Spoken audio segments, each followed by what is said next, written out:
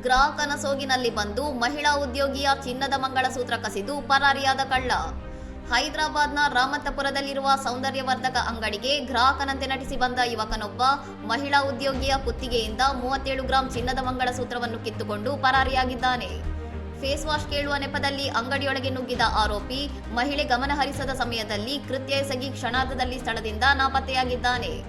ದಿಢೀರ್ ನಡೆದ ಈ ಘಟನೆಯಿಂದ ಆಘಾತಕ್ಕೊಳಗಾದ ಸಂತ್ರಸ್ತೆ ತಕ್ಷಣ ಕುಟುಂಬ ಸದಸ್ಯರಿಗೆ ಮಾಹಿತಿ ನೀಡಿ ಉಪ್ಪಲ್ ಪೊಲೀಸ್ ಠಾಣೆಯಲ್ಲಿ ದೂರು ದಾಖಲಿಸಿದ್ದಾರೆ.